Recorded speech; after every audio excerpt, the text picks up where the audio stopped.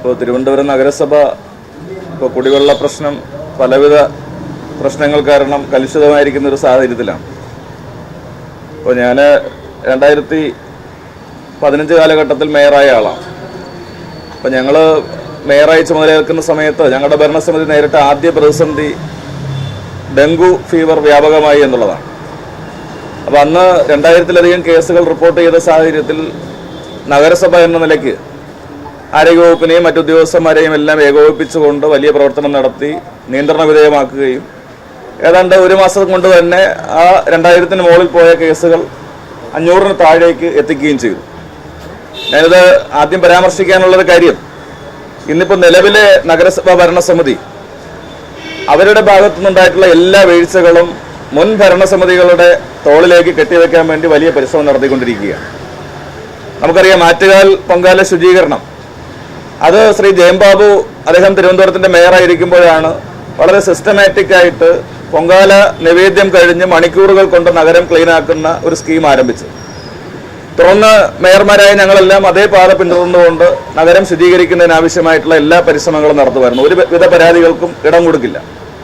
രാത്രി 12-1 മണിയോടുകൂടി നഗരം മുഴുവൻ ശുചീകരിച്ച് മുഴുവൻ മാലിന്യവും മാറ്റി കഴുകി വൃത്തിയാക്കിയാണ് ഞങ്ങൾ ശുചീകരണ പരിപാടികൾ അവസാനിപ്പിക്കാറുള്ളത്. ഇത്തവണ അത് പാളി. വളരെ നാളുകൾക്ക് മുമ്പ് ഞങ്ങളൊക്കെ ചെയ്യുന്നത് ലോറികൾ കൊടുക്കേണ്ട സ്ഥലങ്ങളിൽ വിന്യസിച്ച് അത് മൂവ്മെന്റ് കൃത്യമായ പ്ലാൻ ഉണ്ടാക്കി സ്കീമുണ്ടാക്കി അതിന്റെ അടിസ്ഥാനത്തിലാണ് മാലിന്യ നീക്കം സുഗമമാക്കാൻ വേണ്ടിയിട്ടുള്ള പരിശ്രമങ്ങൾ നടത്തുന്നത്. അപ്പോൾ ഇത്തവണ സംഭവിച്ചത് എന്താ? ആറ്റുകാൽ ശുചീകരണം പാളിയപ്പോൾ ഇതെല്ലാം ക്ഷേത്ര ഭരണസമിതിയുടെ ഉത്തരവാദിത്തമാണ് എന്ന് പറയുന്ന ഒരു മേയറെയാണ് നമുക്ക് കാണാൻ വേണ്ടി കഴിഞ്ഞത്. കുടിവെള്ള പ്രശ്നം വരികയാണ്. നിങ്ങൾക്ക് എല്ലാവർക്കും ഓർമ്മയുണ്ടാവും, 2017-ൽ ഇതിന് സമാനമായിട്ടുള്ള കുടിവെള്ള പ്രശ്നം തിരുവനന്തപുരം നഗരത്തിൽ ഉണ്ടായിരുന്നു. അന്ന് 3 വനിതാ എഞ്ചിനീയർമാരുടെ ഒരു ഇടപെടൽ അന്ന് പത്രമാധ്യമങ്ങളെല്ലാം വലിയ പ്രാധാന്യത്തോടുകൂടി പ്രസിദ്ധീകരിച്ചതാണ്. ഇറിഗേഷൻ വകുപ്പിന്റെയും KSEBയുടെയും അതുപോലെ തന്നെ നഗരസഭയുടെയും ഒരു ടീം വർക്ക്. അന്ന് പേപ്പാറയിൽ നിന്നും വെള്ളം കൊണ്ടുവന്ന് നഗരത്തിലെ കുടിവെള്ള പ്രശ്നം പരിഹരിക്കുന്നതിന് വേണ്ടി എടുത്ത ഇടപെടൽ അന്ന് എല്ലാവരാലും ശ്രദ്ധിക്കപ്പെട്ട ഒന്നാണ്. അതിന് കോർഡിനേഷൻ വഹിച്ചത് തിരുവനന്തപുരം നഗരസഭയായിരുന്നു അന്നത്തെ കാലത്ത്. ഇന്നത്തെ മേയർ പറയുന്നത് എന്താ? ഇതെല്ലാം വാട്ടർ അതോറിറ്റിയുടെ ഉത്തരവാദിത്തമാണെന്നാണ്. ഞാനിപ്പോൾ ഓർമ്മിക്കണം, ഞാൻ മേയറായിരിക്കുന്ന കാലത്താണ് ഏതാണ്ട് 85 MLD കപ്പാസിറ്റി ഉള്ള ഒരു വാട്ടർ ട്രീറ്റ്മെന്റ് പ്ലാന്റ് അരുവിക്കരയിൽ രണ്ടാമതായിട്ട് ആരംഭിക്കുകയാണ്. ആ വെള്ളവും കൂടി നമുക്കിപ്പോൾ വന്നുകൊണ്ടിരിക്കുകയാണ്. അപ്പോൾ നഗരസഭയ്ക്ക് ലഭിച്ച അമൃത് പദ്ധതി പ്രകാരമുള്ള ഫണ്ടാണ് ആ സ്കീമിന് വേണ്ടി വിനിയോഗിച്ചത്. അപ്പോൾ ഇങ്ങനെയെല്ലാം നഗരസഭയ്ക്ക് ഇടപെടാൻ അവസരമുണ്ടായിരിക്കെ ഇതെല്ലാം മുൻകാല ഭരണാധികാരികൾ ഒന്നും ചെയ്യാത്തത് കൊണ്ടാണ് ഈ പ്രശ്നങ്ങളെല്ലാം വരുന്നത് എന്ന് പറയുകയാണ്. പുത്തരിക്കണ്ടത്തെ നെൽ അത് നിറപുത്തരിക്ക് വേണ്ടി പത്മനാഭസ്വാമി ക്ഷേത്രത്തിലേക്ക് കൊടുക്കും. എത്രയോ പതിറ്റാണ്ടുകളായി തിരുവനന്തപുരം നഗരത്തിൽ തുറന്നുകൊണ്ടിരിക്കുന്ന ഒരു കാര്യമാണ്. അത് ആദ്യമായി ചെയ്യുന്നത് പോലെ പുത്തരിക്കണ്ടത്ത് ഞങ്ങൾ നെൽകൃഷി നടത്തി അങ്ങോട്ടേക്ക് കൊടുക്കുകയാണ് എന്ന് പറയുകയാണ്. എൻ്റെ മനസ്സിൽ ഓർമ്മയുണ്ട്, കാരണം ചില മഴ വരുന്ന സന്ദർഭങ്ങളിൽ പുത്തരിക്കണ്ടം നിറഞ്ഞ് ചിലപ്പോൾ നെല്ല് കേടായി പോകുന്നൊരു സ്ഥിതി വരും. ആ സമയത്ത് നമ്മൾ വെള്ളായണി പാടശേഖരത്തിൽ നിന്ന് അടക്കം നെല്ല് കൊണ്ടുവന്ന് കൊടുക്കാറുണ്ട്, ചില സന്ദർഭങ്ങളിൽ മാത്രം. അപ്പോൾ ഇങ്ങനെയെല്ലാം ജനങ്ങളെ പറ്റിക്കാൻ വേണ്ടിയിട്ടുള്ള ശ്രമങ്ങൾ പുതിയ മേയർ നടത്തുന്നു എന്നത് ശ്രദ്ധയിൽപ്പെട്ടത് കൊണ്ടാണ് ഈ പത്രസമ്മേളനം വിളിച്ചത്. തെരുവനായ പ്രശ്നം അത് പരിഹരിക്കാൻ എന്ത് നടപടിയാണ് സ്വീകരിച്ചത്? അധികാരത്തിലെത്തി 45 ദിവസം കൊണ്ട് മാസ്റ്റർ പ്ലാൻ കൊണ്ടുവരും, ബ്ലൂ പ്രിന്റ് പ്രഖ്യാപിക്കും, പ്രധാനമന്ത്രി ഈ തിരുവനന്തപുരത്തിന് വേണ്ടിയുള്ള പ്രത്യേക പദ്ധതി പ്രഖ്യാപിക്കും, ബഡ്ജറ്റിലൂടെ അതെല്ലാം നടപ്പാക്കും എന്ന് പറഞ്ഞ ഭരണസമിതി ഇപ്പോൾ എവിടെ പോയി? മാലിന്യ പ്രശ്നം പരിഹരിക്കാൻ എന്തെങ്കിലും നടപടി സ്വീകരിക്കുന്നുണ്ടോ? ഇപ്പോൾ ഉണ്ടായിരിക്കുന്ന എല്ലാ പ്രശ്നങ്ങളുടെയും ഉത്തരവാദിത്വം മുൻകാല മേയർമാരുടെയും മറ്റ് ജനപ്രതിനിധികളുടെയും തലയിലേക്ക് കൊണ്ടുവരാൻ വേണ്ടി അദ്ദേഹം ശ്രമിക്കുകയാണ്. കഴിഞ്ഞ ദിവസം അദ്ദേഹം ഒരു പ്രസ്താവന നടത്തുകയുണ്ടായി. ശ്രീ V. ശിവൻകുട്ടി ബഹുമാനപ്പെട്ട മിനിസ്റ്ററും കടകംപള്ളി മുൻ മിനിസ്റ്ററും അതുപോലെ തന്നെ VK പ്രശാന്ത് ഉൾപ്പെടെയുള്ളവർ നഗരവികസനത്തിന് വേണ്ടി ഒന്നും ചെയ്തില്ല എന്നൊരു സ്റ്റേറ്റ്മെന്റ് അദ്ദേഹം പുറപ്പെടുവിക്കുകയുണ്ടായി. എന്ത് അടിസ്ഥാനത്തിലാണ് അദ്ദേഹം അത് പറഞ്ഞത്? ഇന്ന് ഇന്ത്യയിലെ തന്നെ ഏറ്റവും മികച്ച നഗരങ്ങളിൽ ഒന്നാണ് തിരുവനന്തപുരം. അത് കഴിഞ്ഞ നിരവധി വർഷങ്ങളായി നമ്മൾ ഈ നഗരത്തിന് നേടിയെടുത്തൊരു പദവിയാണ്. ജനങ്ങൾക്ക് സുരക്ഷിതമായി ജീവിക്കാൻ പറ്റുന്ന ഒരു നഗരം. മാലിന്യ സംസ്കരണ പ്ലാന്റ് ഇല്ലാതെ നഗരത്തിലെ മാലിന്യം കുറച്ചു കൊണ്ടുവന്ന് നിയന്ത്രണ വിധേയമാക്കിയിട്ടുള്ള ഇന്ത്യയിലെ ഒരേ ഒരു നഗരം. 20ഓളം വരുന്ന ജൈവ മാലിന്യങ്ങൾ തരംതിരിച്ച് ശേഖരിക്കുന്ന ഇന്ത്യയിലെ ഒരേ ഒരു നഗരം.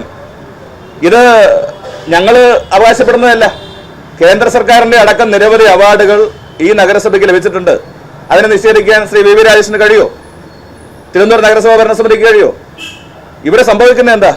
നഗരസഭാ മേയർ എന്ന നിലയിൽ ഉദ്യോഗസ്ഥന്മാരെ എല്ലാം കൂട്ടിയോജിപ്പിച്ച് കുടിവെള്ള പ്രശ്നവും മാലിന്യ പ്രശ്നവും തെരുവുനായ ശല്യവും പരിഹരിക്കുന്നതിന് വേണ്ടി ഇടപെടാതെ ഇന്നലെ നഗരസഭാ കൗൺസിൽ യോഗം കഴിയുമ്പോൾ സ്വന്തം സ്റ്റാൻഡിംഗ് കമ്മിറ്റി ചെയർമാൻമാരെയും കൗൺസിലർമാരെയും വാട്ടർ അതോറിറ്റിയുടെ ഉദ്യോഗസ്ഥന്മാരെ തടഞ്ഞു വെക്കാൻ വേണ്ടി പറഞ്ഞുവിടുന്ന സ്ഥിതിയിലേക്ക് ബഹുമാനപ്പെട്ട മേയർ പോകുന്നു എന്നുള്ളത് ഈ നഗരവാസികൾ ആശങ്കയോടുകൂടി കാണുകയാണ്. അപ്പോൾ ക്രൈസിസ് മാനേജ് ചെയ്യുന്നതിന് പകരം കൂടുതൽ ക്രൈസിസ് ഉണ്ടാക്കുകയാണ് ചെയ്യുന്നത്. ഇങ്ങനെ സ്വന്തം സ്റ്റാൻഡിംഗ് കമ്മിറ്റി ചെയർമാൻമാരെയും കൗൺസിലർമാരെയും ഉദ്യോഗസ്ഥന്മാരെ തടഞ്ഞു വെക്കാൻ വേണ്ടി പറഞ്ഞയക്കുന്ന മേയർ എങ്ങനെയാണ് ഒരു കോർഡിനേഷൻ ഉറപ്പുവരുത്തുക? ഈ നഗരത്തിൽ കഴിഞ്ഞ നിരവധി വർഷങ്ങളായി വരുന്ന മേയർമാരെല്ലാം കുടിവെള്ള പ്രശ്നവും മാലിന്യ പ്രശ്നവും തെരുവുനായ ശല്യവും എല്ലാം കൃത്യമായി അഡ്രസ്സ് ചെയ്ത് പരിഹാരം ഉണ്ടാക്കിയിട്ടുണ്ട്. അതുകൊണ്ടാണ് ഈ നഗരം ഇന്ത്യയിലെ മികച്ച നഗരങ്ങളായി മാറിയിരിക്കുന്നത്. ഞാൻ വളരെ അഭിമാനത്തോടുകൂടി പറയുന്നു, ഇന്ന് ഇന്ത്യയിൽ BJP ഭരിക്കുന്ന ഏതൊരു നഗരങ്ങളെക്കാൾ മികച്ച സംവിധാനങ്ങളും മനഃശാന്തിയും സമാധാനവുമുള്ള നഗരങ്ങളിൽ ഒന്ന് തിരുവനന്തപുരമാണ്. ആർക്കെങ്കിലും നിഷേധിക്കാൻ വേണ്ടി കഴിയോ? പ്രത്യേകിച്ച് കേരളം ഭരിക്കുന്ന ഇടതുപക്ഷ ജനാധിപത്യ മുന്നണി ഗവൺമെന്റ് എപ്പോഴെല്ലാം അധികാരത്തിൽ വന്നിട്ടുണ്ടോ അപ്പോഴെല്ലാം തലസ്ഥാന നഗരം എന്ന നിലയിൽ തിരുവനന്തപുരത്തിന് വലിയ പ്രാധാന്യമാണ് നൽകിയിരിക്കുന്നത്. നമുക്കറിയാം, ശ്രീ കടകംപള്ളി സുരേന്ദ്രൻ MLA ആയിരിക്കുമ്പോഴാണ് Technopark EK Nayanar government കാലത്ത് ശ്രീമതി KR ഗൗരിയമ്മ വ്യവസായ വകുപ്പ് മന്ത്രിയായിരിക്കുമ്പോൾ വരുന്നത്. ഇന്ന് കഴക്കൂട്ടവും പരിസര പ്രദേശങ്ങളും വലിയ നിലയ്ക്ക് വികസിച്ചിരിക്കുകയാണ്. ശ്രീ ശിവൻകുട്ടി വിദ്യാഭ്യാസ മന്ത്രിയായിരിക്കുന്ന കാലഘട്ടത്തിലാണ് പൂട്ടാൻ വെച്ചിരുന്ന സ്കൂളുകളൊക്കെ ഇന്ന് സ്മാർട്ട് സ്കൂളുകളായി മാറിയിരിക്കുകയാണ്. ഏറ്റവും മികച്ച മന്ത്രിമാരിൽ ഒരാളായി അദ്ദേഹം ഉയർന്നിരിക്കുകയാണ്. ഞാൻ മേയറായിരിക്കുന്ന കാലത്ത് നിങ്ങൾക്കറിയാം, ഞാൻ നേരത്തെ പറഞ്ഞതുപോലെ കുടിവെള്ള പ്രശ്നം പരിഹരിക്കാനും സ്മാർട്ട് സിറ്റി 1ാം റാങ്ക് നേടിയെടുക്കാനും സ്വച്ഛതാ എക്സലൻസ് അവാർഡ് അടക്കം നേടിയെടുക്കാനും ഒക്കെ കഴിഞ്ഞ ഒരു കാലയളവാണ്. ശ്രീമതി ആര്യ രാജേന്ദ്രൻ മേയറായിരിക്കുമ്പോൾ സ്മാർട്ട് സിറ്റി സെക്കൻഡിലേക്ക് നമ്മൾ സെലക്ട് ചെയ്യപ്പെടുകയാണ്. നിരവധി അവാർഡുകൾ വരികയാണ്. അപ്പൊ ഇതെല്ലാം ജനങ്ങളുടെ കണ്ണിൽ നിന്നും മറച്ചു പിടിച്ചുകൊണ്ട് ഉണ്ടാകുന്ന പ്രശ്നങ്ങളെല്ലാം പഴയ ഭരണസമിതികളാണ് ഉത്തരവാദിത്വം എന്ന നിലയ്ക്ക് മേയർ അപഹാസ്യനാകുന്ന ഏർപ്പാട് നിർത്തണം എന്ന് അഭ്യർത്ഥിക്കുക കൂടി ഞാൻ ഈ അവസരത്തിൽ ചെയ്യുകയാണ്. അദ്ദേഹം ഞങ്ങളെ സംവാദത്തിന് വെല്ലുവിളിക്കുകയാണ്. ഞാൻ ആ വെല്ലുവിളി ഏറ്റെടുക്കുകയാണ്. ശ്രീ വി വി രാജേഷ് പറയുന്ന സ്ഥലത്ത് പറയുന്ന സമയത്ത് മുൻ മേയർ എന്ന നിലയിൽ അല്ലെങ്കിൽ ജനപ്രതിനിധി എന്ന നിലയിൽ സംവാദത്തിന് ഞങ്ങളും തയ്യാറാണ്. ഈ നഗരത്തിൽ കഴിഞ്ഞ ഭരണസമിതികൾ എന്തെല്ലാം ചെയ്തു, ഇപ്പോ 5 മാസം കൊണ്ട് ഇവരെന്തൊക്കെ ചെയ്തു, ഈ കാര്യങ്ങളിൽ ഒരു സംവാദത്തിന് ഞങ്ങൾ തയ്യാറാണ് എന്നുകൂടി ഞാൻ ഈ അവസരത്തിൽ സൂചിപ്പിക്കാൻ വേണ്ടി ആഗ്രഹിക്കുകയാണ്. അദ്ദേഹം ഉദ്യോഗസ്ഥന്മാരെയും മറ്റ് വകുപ്പുകളുടെയും തലയിലേക്ക് പ്രശ്നങ്ങൾ മാറ്റിക്കൊണ്ട് സ്വയം ഉത്തരവാദിത്വം നിറവേറ്റാതെ മാറി നിൽക്കുന്ന ഒരു കാഴ്ചയാണ് ഈ നഗരത്തിൽ കഴിഞ്ഞ 5 മാസമായി കാണാൻ വേണ്ടി കഴിയുന്നത്. ജനങ്ങളെ പറ്റിക്കുന്ന ഒരു പ്രവണത. പ്രധാനമന്ത്രി വന്ന് ബ്ലൂ പ്രിന്റ് പ്രഖ്യാപിക്കുമെന്ന് പറയുകയാണ്. എന്ത് ബ്ലൂ പ്രിന്റാണ് ഇതിനോടകം വന്നിട്ടുള്ളത്?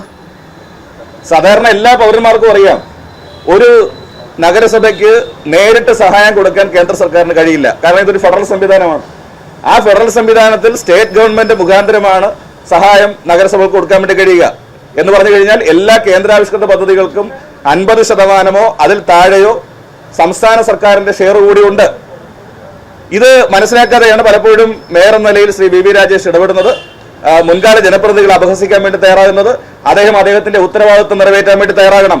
ഞങ്ങളെ സംബന്ധിച്ച് ഈ നഗരം ചീഞ്ഞു ചാറാനും കുടിവെള്ളം കിട്ടാത്തൊരു സ്ഥിതി ഉണ്ടാക്കാനും തെരുവിളക്കുകൾ ഇല്ലാതിരിക്കുന്ന ഒരു അവസ്ഥ ഇല്ലാതിരിക്കുന്നതിന് വേണ്ടിയിട്ടുള്ള ശക്തമായിട്ടുള്ള പ്രക്ഷോഭ പരിപാടികളിലേക്ക് ഞങ്ങൾ പോകും. ജനപ്രതിനിധികൾ എന്ന നിലയിൽ ഞങ്ങൾക്കും അതിന് നേതൃത്വം കൊടുക്കേണ്ടി വരും എന്നുകൂടി ഞാൻ ഈ അവസരത്തിൽ സൂചിപ്പിക്കുകയാണ്.